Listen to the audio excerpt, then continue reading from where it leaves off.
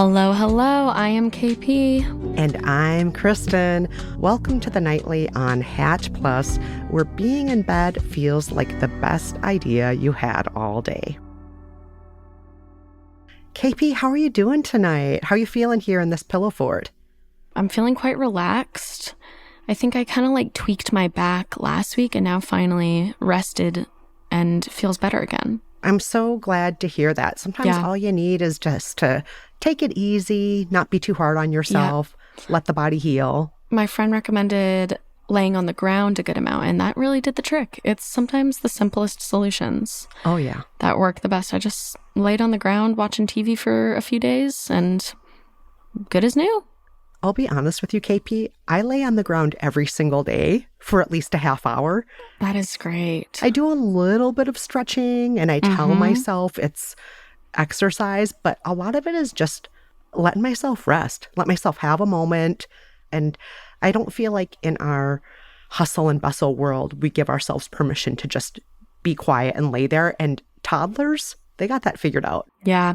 No, the ground is really quite good. It's been doing the trick, and I try and add in a little tummy time when I can remember. You know, the importance of tummy time, which toddlers are keen to do too. But I do know that that's supposedly good for the back, is being on your tummy and reading. So I do that a little bit. Oh, I love reading on my tummy. It's my favorite reading position. Yeah, it's good. And it strengthens the ones that I don't often use. I can feel it in my back and neck that it's doing good things. So yeah. It's good to have a little tummy time. I did some of that this week. I'll do a little more. Yeah. You heard it here, pillow friends. Lay down. Lay on your tummy. Lay on your back. Lay on the floor. Lay in different ways. There's a whole beautiful array of things your body wants to be doing, apparently. Yes. Well, Kristen, today, how about we go on the other side of the pillow fort and we go ahead and talk to the listeners?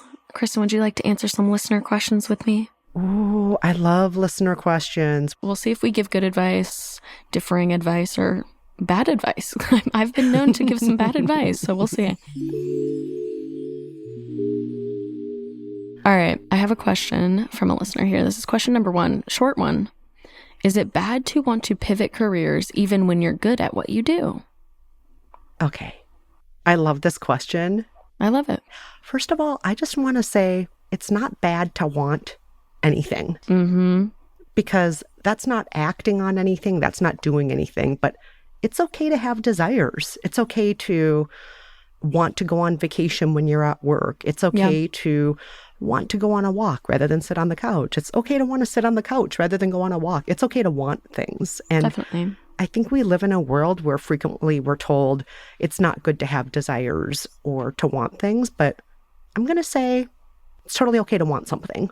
And it's what you do with that want and how you do that thing with the want that's really the more important question here. What do you say, KP?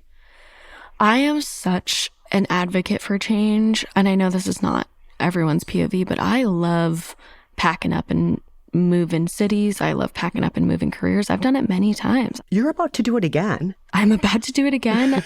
There's no end to the amount to me that change fills my cup. I enjoy a new vibe. And I will say, I think we are conditioned to only want to do the things that we are good at. However, I think you can't get good at something if you're not trying it out and being bad too. So for me, the question being, is it okay to want to pivot careers even when you're good at what you do? Of course. You're good at what you do because you've been doing it, but you might be even better at the other career that is in your heart. I quit teaching and I felt I was a pretty good teacher. I got good reviews from the students, but I quit because I wanted to do my own thing. And I really think it was what's right for me. I'm a big fan of this is our one precious life. Go pivot and change as much as you want. Me too. I love that you used to be a teacher. I was at one point in my life a nanny. I worked in higher education. I worked in nonprofit administration. I did a lot of other jobs before I broke into TV and then radio and then podcasting. And, you know, each time I pivoted to something else, there were definitely the people who would say, what about loyalty? What about staying at one company? What about building up goodwill with the higher ups. And I absolutely think there's something to be said for that. And my friends who have been nursing in the same hospital for over a decade, or my friends who've been school teachers for over a decade, hats off to you. They deserve all the kudos in the world. But I also think there's something to be said, if you can, to follow your interests. Yeah. And was I good at every job I pivoted to initially? No. I will tell you, the first time I was on live national radio, millions of people listening, and the interviewer started asking me questions I didn't expect, and I froze up and there was dead air. That was terrible. It sucked. It sucked. But it's arguable I shouldn't have pivoted there because I wasn't as good at that as I was at being a producer behind the scenes. But how did I get good at it? By doing it again and again and again. Yeah. And in that way, KP, I think you're 100% right. There were things I could have just kept doing. I could have stayed in my lane, or I could have tried other things like I did and fallen down a few times and eventually got good at those and enjoyed them. So that's what I ended up doing. And as a freelancer, I do it all the time. I constantly pivot. I'm like, oh, I want to do this project over here. I want to host this thing. I want to do this live storytelling event. I want to write this thing. And I personally enjoy it. I will say this, though, to our letter writer. Sometimes it means there's going to be some instability in your life. Oh, absolutely. Financially or otherwise. So let's be real about that side of things, shall we, KP? Yeah. I try and, like, as a general rule, to not regret the choice I'm currently in. I'm just like, well, that was the choice that I made, and now here I am. I've left many a lovely, well-paying job and gig that probably I could regret due to the amount of money that was coming in. But I don't know. I make it a rule just to be like, well, that's not what I chose, so I can't regret that. Same with, like, I'm a kind of an anti-FOMO girl personally, where it is like, I don't really have fear of missing out. I chose what I needed to choose in that moment. And it wasn't what happened. So what can I do? So to your point, I have friends that have worked, in the same place for 10 years and are like crushing it. Stability is really important to them. Stability is a little less important to me than like exploration. So it's about what are your priorities, you know? Yeah. And I'll say for me, every time I pivot, I try to make sure I have stability in other ways. Like, oh, I have a 6-month safety net saved up. Or as I tried this gig and this gig and this gig, maybe I have one steady gig that I know is going to last for at least 12 months or 16 months. Right. And that gives me the freedom so that I can try these other things in my other hours of the week. So that's something that works for me. That might not work for everybody, but it helps me to feel less anxious and more adventurous and more willing to throw myself into new things by having those safety nets there, by having those guardrails in place. And for everybody, it's going to be different what works for them. I agree. If I had to give a blanket yes or no, I'm on team yes. Go on. Get after it. Yeah. If it doesn't work out, that's not my fault. Yeah. I am going to say one last thing here as a reassurance to our letter writer. The worst that happens is maybe you pivot back to the career you're in now. Maybe you leave this career for a few years while you try other things. And then eventually you're like, great, I tried those things. That was fun for a while. And maybe you'll end up back in this career. And I don't see that as a bad thing either. It's okay to try different things and then go back to something you like from the past. That's fine too. Definitely. It's totally fine to do that. I agree. So I think we've put that one to bed a little bit, which is like, we are team change is fun. Yes.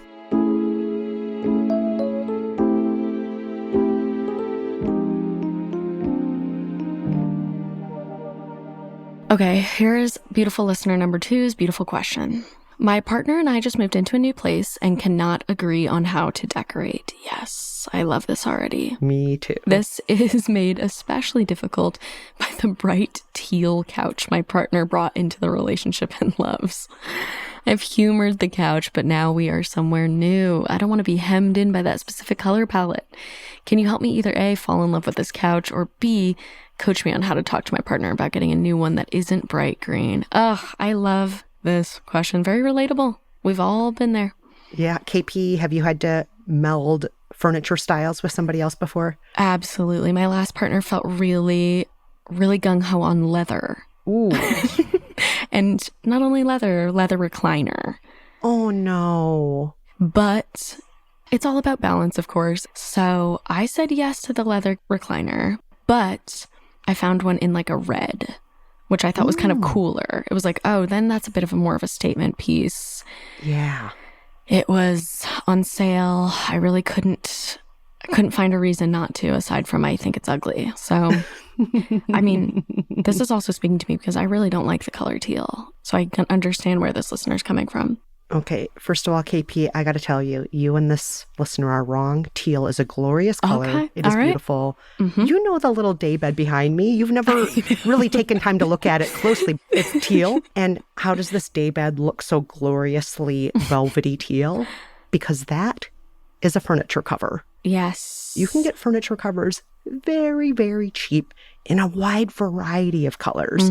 So maybe you and your partner can say, hey, let's find something else that is a color that you would enjoy, but I would enjoy just as much.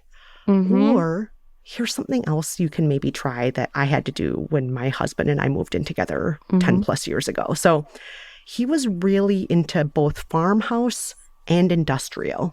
Everything had sharp edges and was metal. Metal and shiplap and... Yes, you can picture it. And I'm like, okay, I can't do this. I'm more of a mid-century modern gal. I need some softer edges. I need some prettier colors. And so we managed to mix our styles. We looked at different ideas of how do you mix different styles together. Or we would just enter those terms into a search engine like mid-century industrial, mid-century farm, and so on.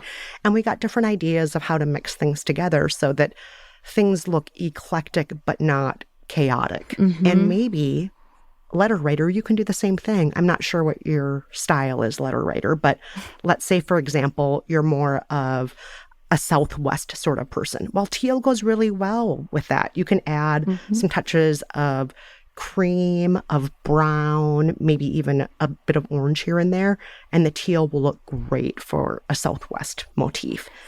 Just as an example.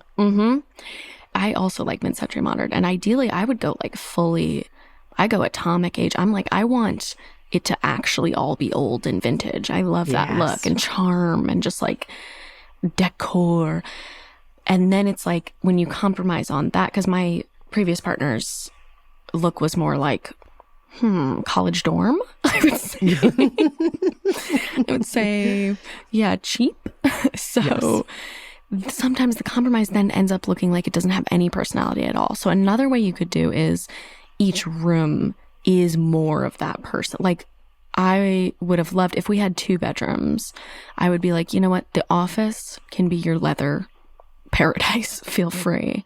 And I'll take the living room. I'm more in charge on the decor on that. And then it's like, okay, we both compromised, but each room still has a vibrant personality, if that makes sense. Yeah. It's hard when you want a color, because this listener said, I don't want to be hemmed in by that specific color palette, which it's true. A teal couch, you're going to have to go cool tones. And that can be tough. You know what? I'm going to say you can warm it up. You can add some bright yellows, oranges, other colors if you want to go more atomic style. You know, there are different ways to do it. But you also can, just by having different colored throw and some different pillows on the sofa, maybe make it work without even getting a furniture cover. Sometimes just a blanket and a couple pillows and a rug can change the whole room.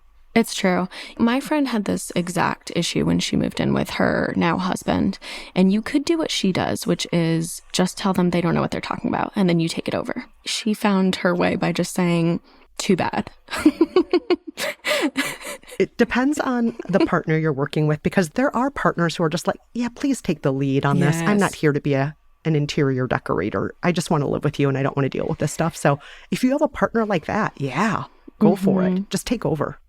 To the second part of the question, which is coach me on how to talk to my partner about getting a new one. You know, sometimes you just need to get put in check a little bit and say, hey, I love you. I love your style. I love all these other things you've suggested, but the teal couch cannot exist. I'll think of it every day, because it is true. The couch is such a big focal point that you're thinking about it a lot if it's a bad one. I'm always a big fan of bring examples. Like if I'm getting a new haircut to the stylist, it's like, these are some examples of things I might like. But I think the same applies to decorating with somebody you love. Like, these are some ideas of things I like. And Pinterest these days has gotten, I swear they're like spying into my actual medulla oblongata, because the Pinterest recommendations are so on point for me. You scroll for just even a little bit, and I feel like they get exactly what I'm in the mood for. And just one other thing I want to say about this, it can evolve. Like, maybe together you'll find a large piece of art that you want to frame, or a poster that you want to put on the wall that brings the room together more. Or maybe on your travels, you'll get a couple of knickknacks that have special memories for you. And I think that happens in spaces with people we love. So it doesn't all have to happen at once either. Yeah. And if I can make a red leather lazy boy work, I think you can make the teal couch work. It ultimately became, don't ever, if he listens, I never said this, but I started to like it. I started to like it because I then was like, okay, if we're doing a red leather recliner, I'm going to make the console red. So I made like the TV console red. Then it was these pops of red against really neutral the rest of the room. And I actually thought it was kind of quite chic at the end of the day.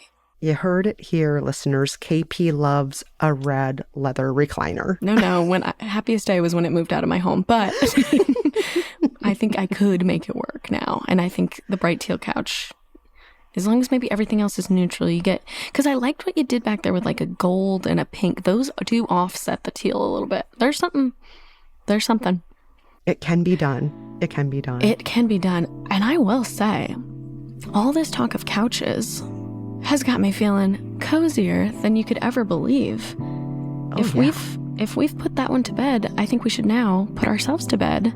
I think I'm going to turn in, Kristen. Yes, I agree. I'm feeling relaxed. I'm feeling ready to recline. Good night, KP. Good night.